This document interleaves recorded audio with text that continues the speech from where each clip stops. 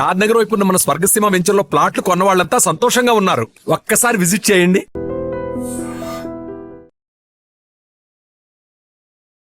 అనకాపల్లి జిల్లా సబ్బవరం మండలం బాట జంగాలపాలెం శివారు బంజీరి జంక్షన్కి సంబంధించిన ఫ్లైఓవర్ కింద సర్వీస్ రోడ్డు దగ్గర నిన్న ఉదయం లైన్మ్యాన్కి ఒక దారుణమైన దృశ్యం కనిపించింది. ఒక యువతికి సంబంధించినటువంటి మృతదేహం పూర్తిగా కాలిపోయినటువంటి దృశ్యాలు చూసి ఆయన వణికిపోయి వెంటనే స్థానికంగా ఉన్నటువంటి సర్పంచ్కి ఇన్ఫర్మేషన్ ఇస్తే సబ్బవరం పోలీసులు అక్కడికి చేరుకున్నారు.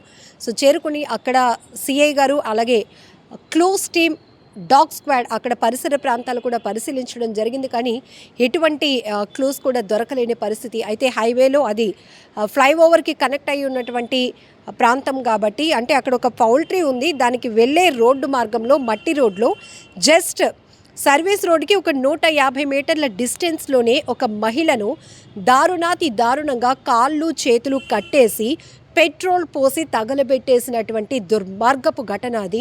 సో ఈ కేసుకు సంబంధించి ఇప్పటికీ 1 డే అవుతోంది. కానీ మృతి చెందినటువంటి అంత దారుణంగా హత్యకు గురైనటువంటి మహిళ ఎవరు అనేది మాత్రం ఇప్పటికీ కూడా తెలియలేనటువంటి పరిస్థితి. ఈ కోణంలోనే సబ్బవరం పోలీసులు అయితే ఒక రిక్వెస్ట్ పంపిస్తున్నారు అందరికీ. ఈ మృతి చెందినటువంటి మహిళకు సంబంధించి కొన్ని వివరాలు కూడా చెప్పడం జరిగింది. ఆమె చామనచాయి రంగులో ఉంది, హైట్ వచ్చేసి 5.3.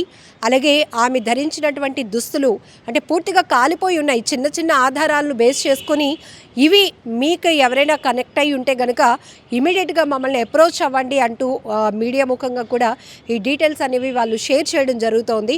సో ఈ మృతి చెందినటువంటి మహిళ హైట్ అయితే 5.3 ఉంటుంది.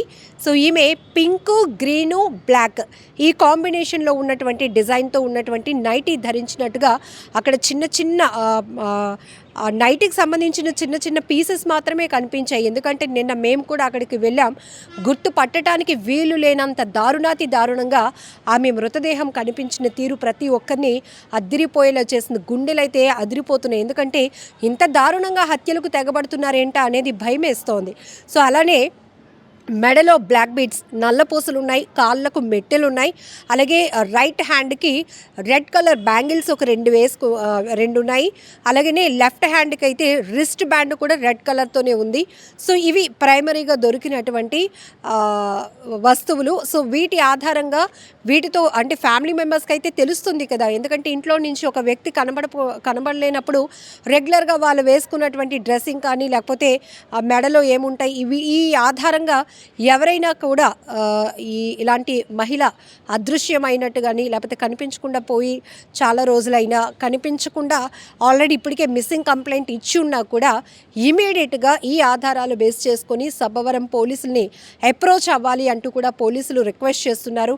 సో ఇదంతా కూడా పబ్లిక్కి ఒక విజ్ఞప్తి కూడా చేయడం జరిగింది. ఎందుకంటే గుర్తు పట్టలేనంత దారుణమైన స్థితిలో ఈమె వయసు 25 నుంచి 30 సంవత్సరాల మధ్య వయసు ఉన్నటువంటి ఒక మహిళని ఇంత దారుణంగా కాళ్ళు చేతులు కట్టేసి పెట్రోల్ పోసి తగలబెట్టేసే అంత దుర్మార్గం ఎవరికి వచ్చింది? అసలు ఎందుకు ఇంత క్రూయల్గా ఇంత దారుణంగా ప్రవర్తిస్తున్నారు? ఎందుకంటే అక్కడ ఇది కూడా చుట్టూ తోటలే ఉన్నాయి, అది ఒక పౌల్ట్రీకి వెళ్ళేటటువంటి వే.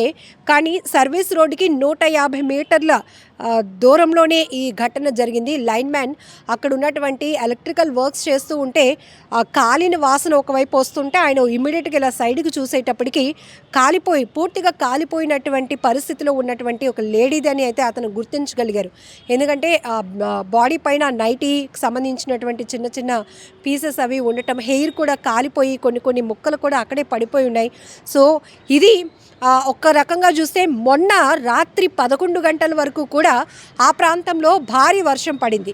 అంటే 11 గంటల తర్వాత రెయిన్ రిలీఫ్ వచ్చింది కాబట్టి ఈ లైన్ మ్యాన్ నెక్స్ట్ డే అంటే నిన్న ఉదయం ఈ మృతదేహాన్ని గుర్తించారు. అంటే నైట్ అర్ధరాత్రి దాటిన సమయంలో ఇది చేసి ఉండాలి, ఎర్లీ అవర్స్లోనైనా చేసి ఉండాలి. ఎందుకంటే నిన్న ఆ ఘటన ప్రాంతానికి డాగ్ స్క్వాడ్స్, క్లూస్ టీమ్స్, పోలీసులు పరిశీలించినప్పుడు చాలా ఎంతంటే దుర్వాసన వస్తుంది బాగా. అక్కడ ఉన్నటువంటి ఆ బాడీని పడేసినటువంటి ప్లేస్లో ఆ మొక్కలు, ఆ గడ్డి అది మొత్తం కూడా కాలిపోయి, అంటే కొన్ని గంటల ముందే ఈ ఘటన వెలుగు చూసిన గంటల్లో వ్యవధిలోనే ఇది జరిగి ఉంటుంది అనే కోణంలో అయితే పోలీసులు ప్రైమరీగా కొంత ఇన్ఫర్మేషన్ తీసుకున్నారు. అయితే ఇక్కడ ఉన్నటువంటి అక్కడ దగ్గరలోనే ఒక ఆర్టీఓ ఆఫీస్ ఉంది. సో డాగ్ స్క్వాడ్ కూడా అక్కడ వరకు వెళ్ళి మళ్ళీ ఈ డెడ్ బాడీ ఉన్న ప్రాంతానికే వస్తుంది, కానీ అది ఇంకెటు డైవర్ట్ అవ్వట్లేదు.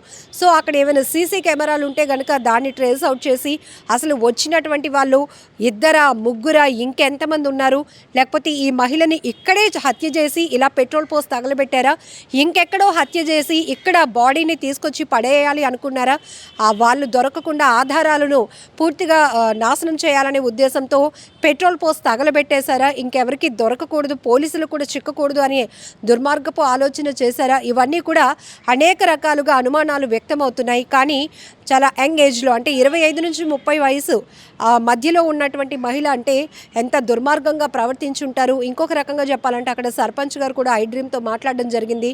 ఒకవేళ ఈమె పైన అత్యాచారం చేసి హత్య చేయాలి అనుకున్నారా అనే కోణంలో కూడా అనుమానం వస్తుందమ్మా. ఎందుకంటే ఆ మహిళ వయసు, ఆ హైటు, ఆమె ఉన్న పొజిషన్ ఇవన్నీ చూస్తే కూడా అలానే అనిపిస్తోంది అన్నారు.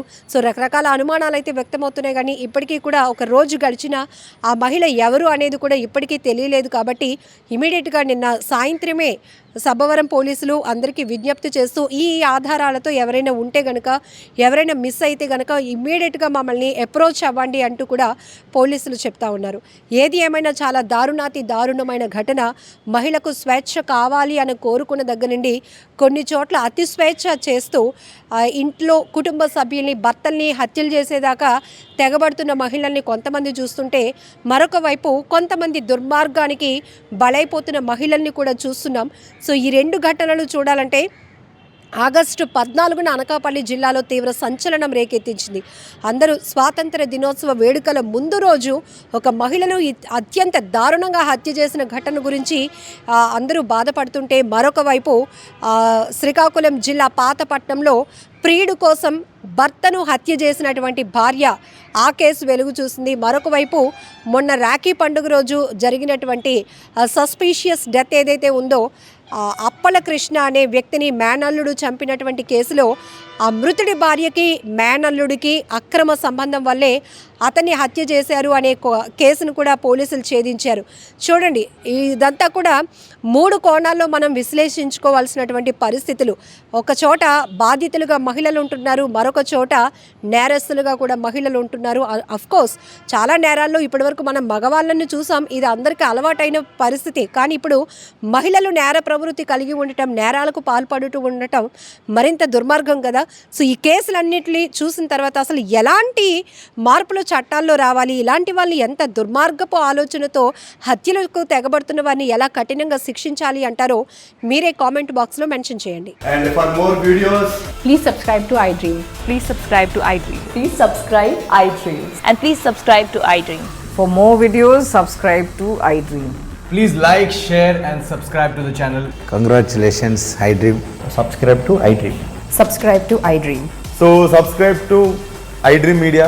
iDream team అందరికి huge congratulations. Please subscribe iDream Media. Please subscribe to iDream. Subscribe iDream. Please subscribe to iDream. I dream అంటే నా కళల ఛానల్ను సబ్స్క్రైబ్ చేసుకున్న నోరు తిరుగుతలేదు, మీరైతే గంట గుర్తు కొట్టండి. For more such videos, please subscribe to iDream. Subscribe to iDream. Please subscribe to iDream. Please subscribe iDream Media. Please do subscribe to iDream. Please subscribe to iDream Media. For best entertainment and information, please subscribe iDream. And don't forget to subscribe to iDream.